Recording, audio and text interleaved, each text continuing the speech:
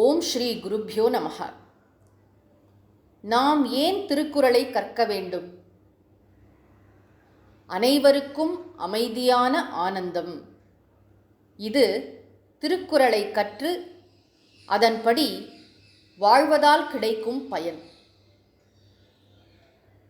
வாழ்வில் நாம் எந்த நிலையில் இருந்தாலும் சரி, மாணவராகவோ குடும்பத்தில் இருப்பவராகவோ ஓய்வு பெற்றவராகவோ துறவியாகவோ யாராக இருந்தாலும் சரி, ஆசிரியர், மருத்துவர், பொறியாளர், தொழில் முனைவர், அரசியல்வாதி என எந்த துறையில் இருந்தாலும் சரி, நம் அனைவருக்குமே சில அடிப்படை நலன்கள் தேவைப்படுகின்றன.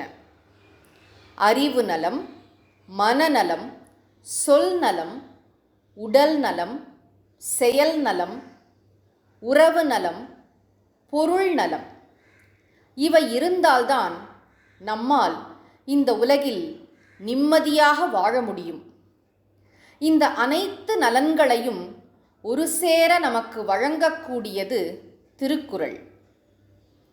திருக்குறள் முதலான சாஸ்திரங்கள் நம்மை நாம் பார்க்க உதவுகின்ற கண்ணாடியாக விளங்குகின்றன. திருக்குறளை படித்து நம் வாழ்க்கையை நம்மால் திருத்தி அமைத்து கொள்ள முடியும். சிறந்த மனிதர்களாக வாழ முடியும். திருக்குறள் வேதங்களின் சாரமாக விளங்குகிறது. திருக்குறள் முழுவதும் வேத கருத்துகள் நிறைந்திருக்கின்றன. வேதங்களின் அடிப்படை கருத்துக்கள் இவை. உயிர் என்பது உடலுக்கு வேறானது. நாம் உடல்கள் அல்ல, உயிர்கள்.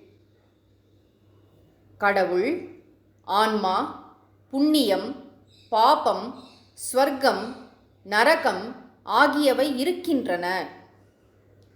மறுபிறவிக் கொள்கை என்பது, அதாவது உயிருக்கு பல பிறவிகள் உண்டு, அவற்றுள் ஒன்றுதான் மனித பிறவி என்பது வேதங்களை ஒட்டி திருக்குறளில் கூறப்பட்டுள்ளது. இது சனாதன தர்மமாகிய ஹிந்து தர்மத்திற்கே உரிய தனிச்சிறப்பு. திருக்குறளில் கூறப்பட்டுள்ள கருத்துகள் சாமானிய தர்மம் அல்லது பொது அறம் எனப்படும். உலகில் அனைத்து மனிதர்களுக்கும் பொதுவான அறங்கள் இவை.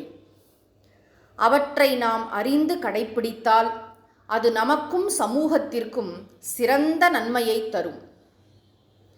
திருக்குறள் கருத்துக்களை உள்ளவாறு அறிந்து கடைப்பிடிப்பதன் மூலம் நம் வாழ்க்கை செம்மையாகும். மன அமைதி நாள்தோறும் கூடும். அடுத்த தலைமுறைக்கு உயர்ந்ததொரு உலகத்தை நம்மால் விட்டுச் செல்ல முடியும். வாழ்க வள்ளுவம், வளர்க மனிதநேயம். வாழ்க வள்ளுவம், வளர்க மனிதநேயம்.